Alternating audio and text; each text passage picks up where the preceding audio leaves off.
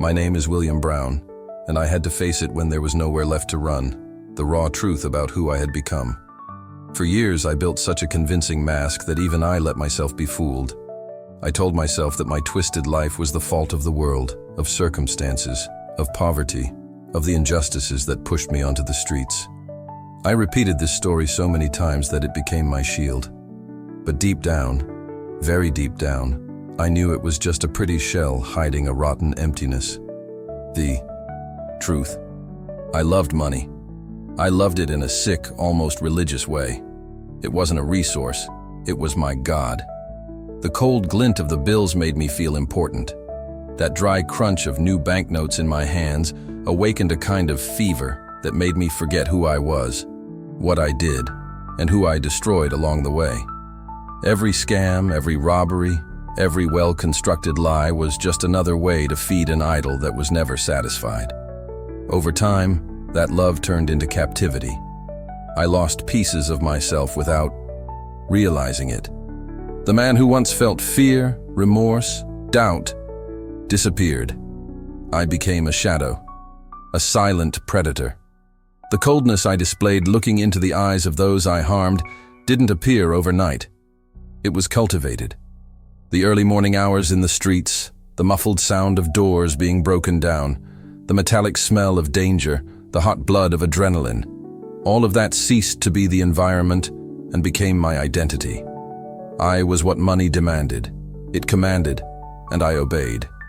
Like a blind servant, believing that if I ran far enough, if I stole far enough, if I accumulated far enough, one day I would find a sense of worth that never came.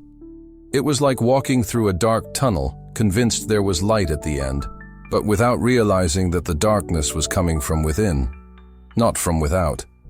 And then it happened. The day my heart stopped. There was no warning. There was no time to ask for forgiveness. There was no chance to fix the mess my soul had become. 1 second before, I was the invincible man who believed he controlled his own destiny. 1 second later, I was falling, not to the ground, but into myself, falling into the hole I had dug my whole life. It was there, on the border between life and death, that I finally saw the real darkness, the kind that isn't outside, but inside. And it's only then that my story truly begins.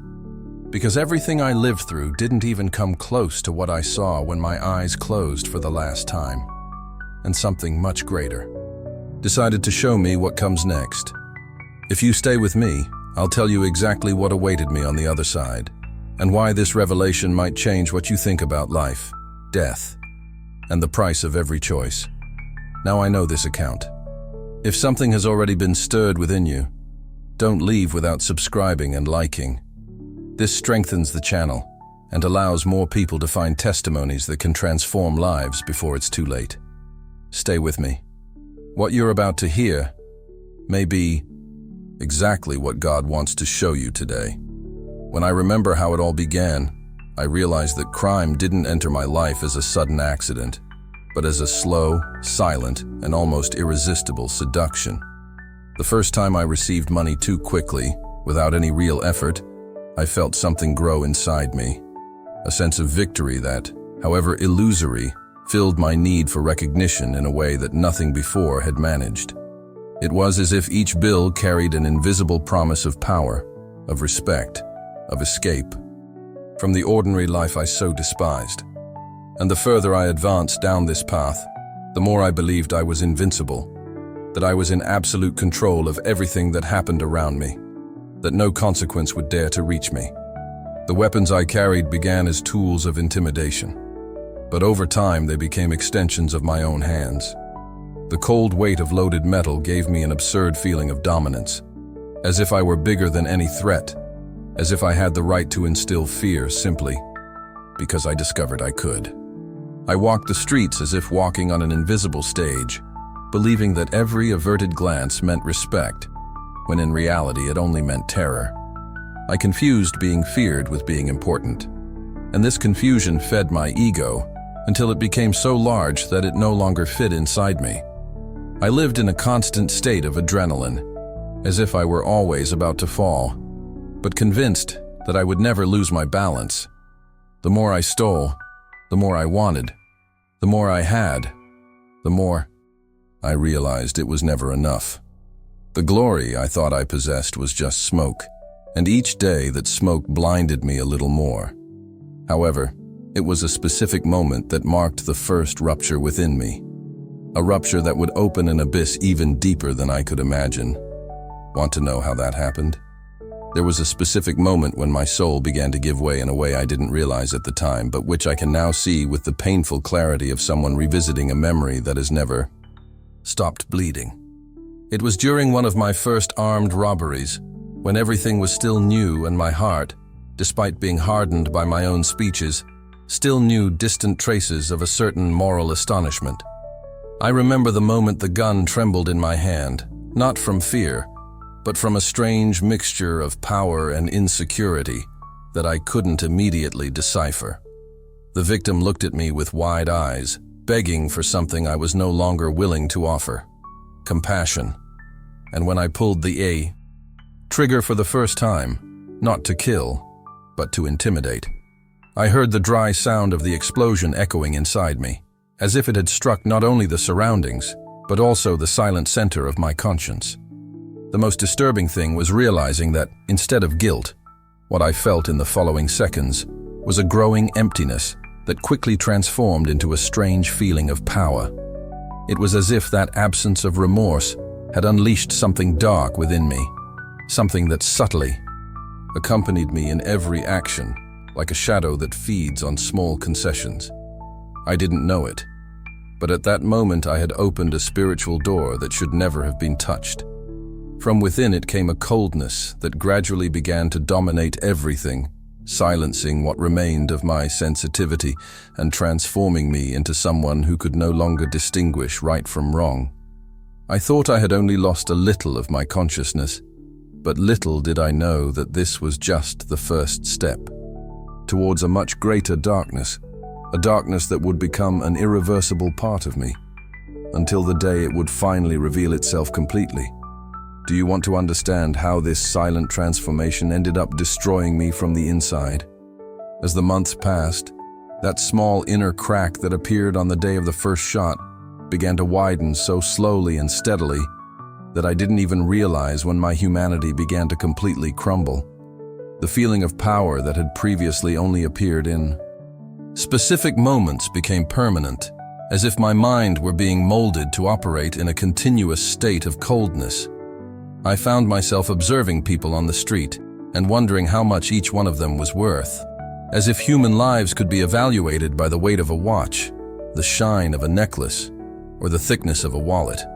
The empathy that once existed within me, even in its primitive state, vanished like smoke dispersed by the wind, and in its place arose an indifference so profound that I no longer reacted to shouts, cries, or pleas. It was as if my heart had been coated with an invisible layer of stone, and this layer hardened more with each new act I committed without hesitation. The routine of crime, which initially seemed like a risky adventure, transformed into a mechanical and almost tedious repetition. I would wake up, plan, steal, and return, all with the naturalness of someone simply performing an ordinary job. Violence ceased to be an unwanted consequence and became a part of the machinery that moved me, a necessary component to keep alive the empty feeling of control that I believed I possessed. Each day I returned home with more money in my pockets. I realized that the more I accumulated, the poorer I became inside, as if the value of material things silently drained what remained of my soul. This indifference, however, didn't grow on its own. It fed on something even darker, something I only realized when I finally faced the point of no return. And it is precisely at this point that true ruin began to manifest itself irreversibly. Want to see where all this led me? The night everything fell apart began like so many others, when I believed I had absolute control over every movement, every corner, every presence that appeared before my eyes. I walked the streets like someone who knew their own territory, convinced that nothing could escape my control, carrying with me that familiar arrogance that money and violence had built within me. I remember watching the man approaching, distracted, holding his cell phone with the innocence of someone who believes they are safe in their own neighborhood. For me, that moment was just another repetitive ritual, a scene I had enacted so many times that it had become almost automatic. I gave the order to hand everything over, using the same cold tone that always worked, and for a brief moment, I thought the situation would unfold like so many others, without resistance, without surprise, without any real threat. But something about that man was different. Perhaps it was the way he took a deep breath before reacting. Perhaps it was the unexpected speed with which his hand moved toward his pocket. Or perhaps it was simply fate finally collecting a debt I had chosen to ignore. What I do know is that before I could even think, a gunshot echoed through the air with an intensity that pierced me completely, tearing not only the flesh of my chest, but also the illusion of invincibility that had accompanied me for years. I felt my body weaken, my knees buckle, and the ground approach with a strange slowness, as if reality itself were dissolving before me. The physical pain was immediate, but the spiritual shock was even greater because, in that exact second, I realized I was losing not only control but also my life. And it was precisely on that threshold between my last breath and the first instant of absolute silence that a much deeper reality began to reveal itself. Want to see what happened when my body finally stopped responding? When the bullet pierced my chest and I felt my life slipping away like something I could no longer hold on to.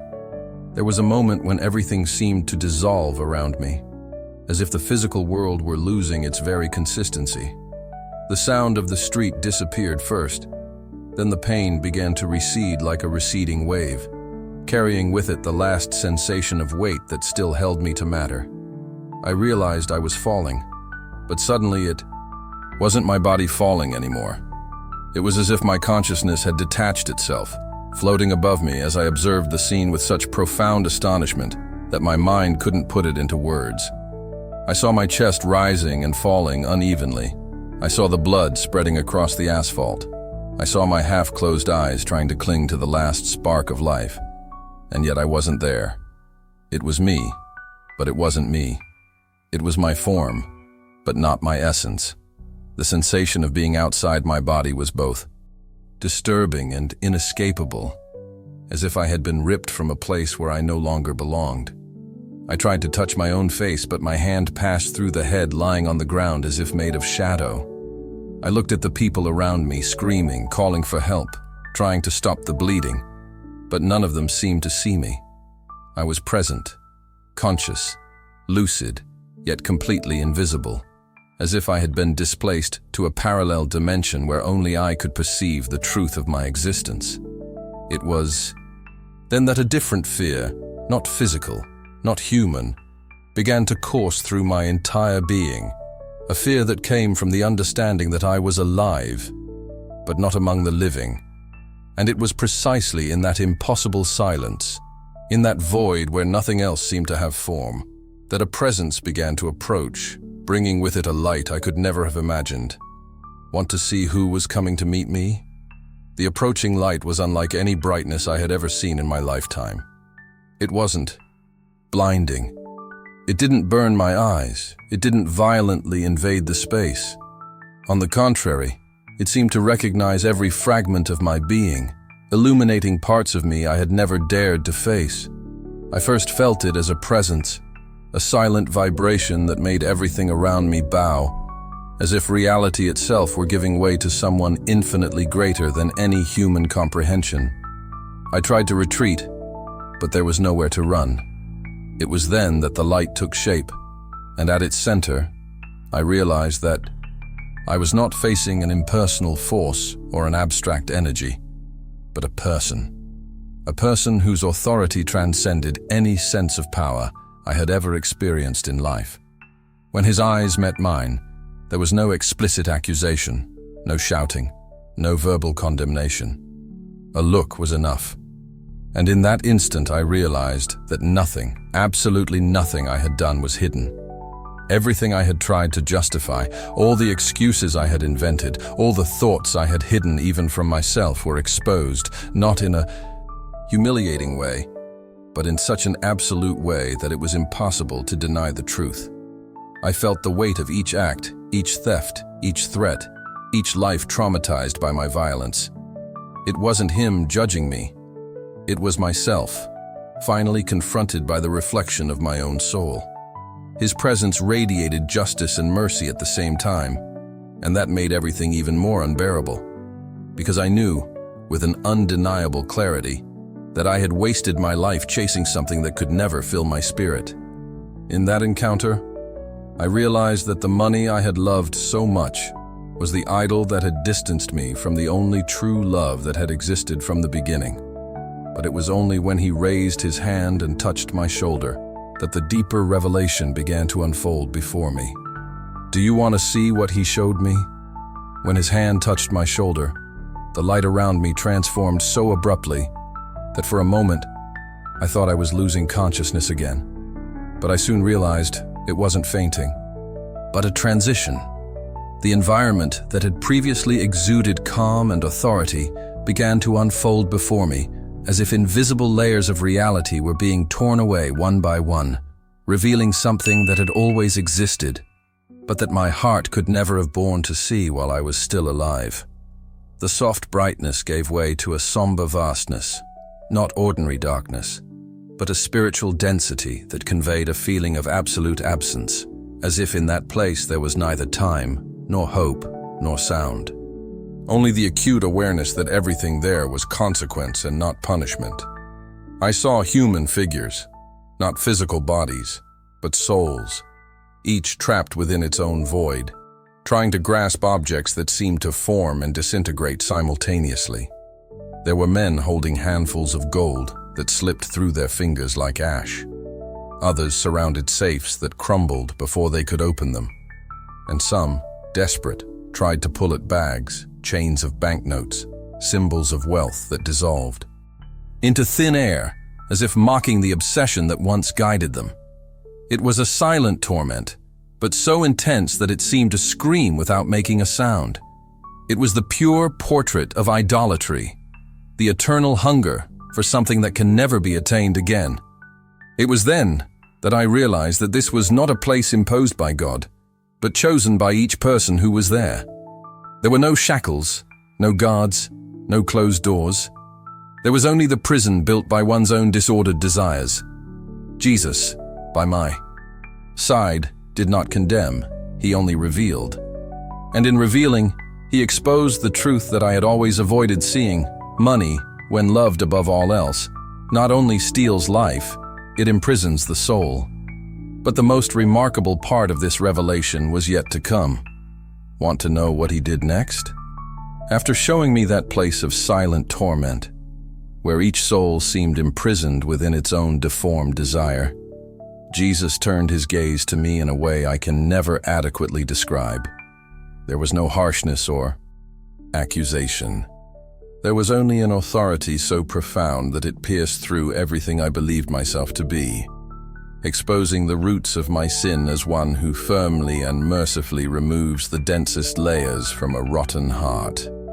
It was in that instant that I understood, with a clarity that tore me apart, that I was on the verge of joining that destiny, not through injustice or divine arbitrariness, but because my entire life had pointed there. I chose money, I chose idolatry, I chose coldness, and now I stood before the inevitable harvest of those choices.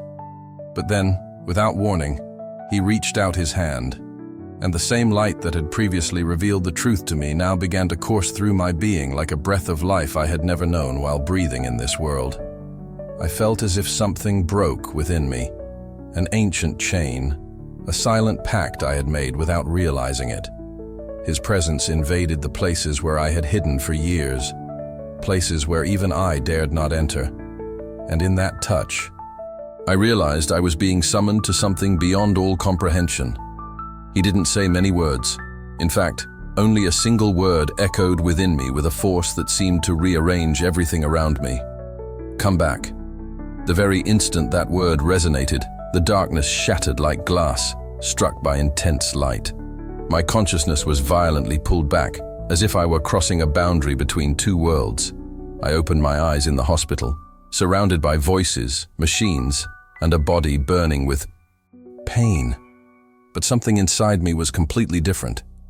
I knew, with an undeniable certainty, that this wasn't just about survival. It was a calling. And it is precisely from this calling that the final message I need to deliver to you is born. When I finally awoke in the hospital, still with the smell of blood clinging to my clothes and pain throbbing in every part of my body, I realized that something far greater than my survival had happened.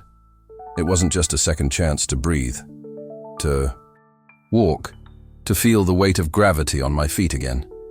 It was a direct call to transformation, a summons that transcended everything I thought I knew about myself and the world.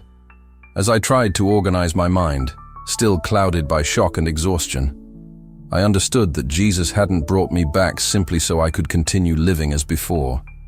The answer lay precisely in what he showed me. I didn't return because I deserved forgiveness. I returned because there was still a choice to be made, a decision that could never be made after death. Because on the other side, there is no time, no recourse, no chance to rewrite anything. For days, the images of torment I witnessed repeated themselves before my eyes, etched in my memory like scenes from a film no one would want to watch, but which was impossible to ignore. That silent prison, made of insatiable desires and lives consumed by idolatry itself, seemed to swallow everything: people, dreams, loves, consciences. I saw how every thought and every action that strayed from God transformed into invisible chains that bound the soul to a darkness that never ceases. I realized with terrifying clarity that during all the years I loved money, sought power, and idolized what has no eternal value, I never possessed anything. It was money that possessed me.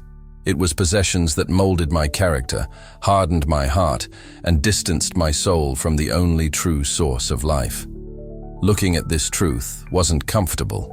It was painful, because it's not just about recognizing mistakes, but about facing the eternal consequences of every wrong choice.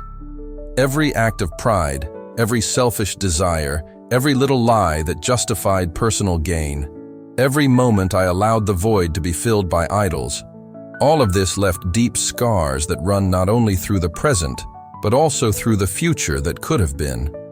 It was only by facing the extent of the damage I caused, not only to the world, but to myself, that I understood that God's mercy is not a prize he distributes based on merit.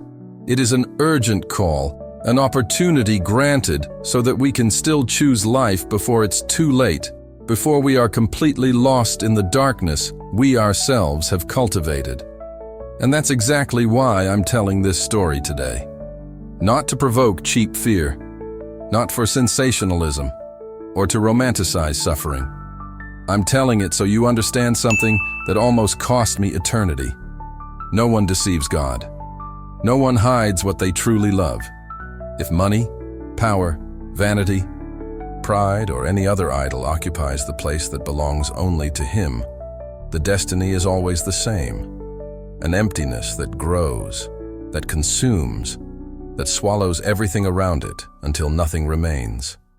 There is no escape, no convincing justification. Life that seems full, when built on false gods, ends in spiritual ruin.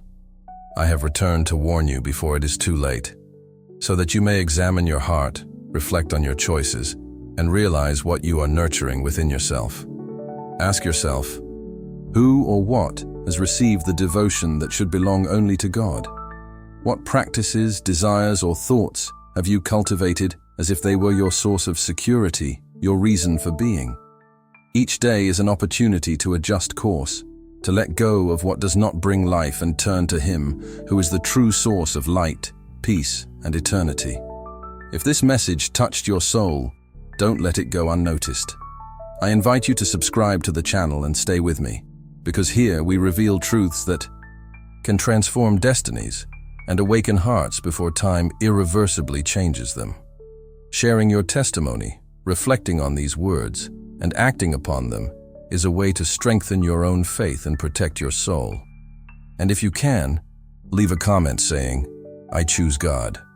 This simple statement is not just symbolic. It's a commitment you publicly declare that also helps bring this message to more lives that need awakening. Remember, the choice is still in your hands. The time to decide between life and ruin doesn't last forever. And while you have the opportunity to change, to turn away from what destroys and towards what heals, every second matters. Because what you choose today can determine not only your path in this life, but also what you will find after your last breath. Choose life, choose God, and allow Him to transform your heart before darkness has a chance to permanently settle in.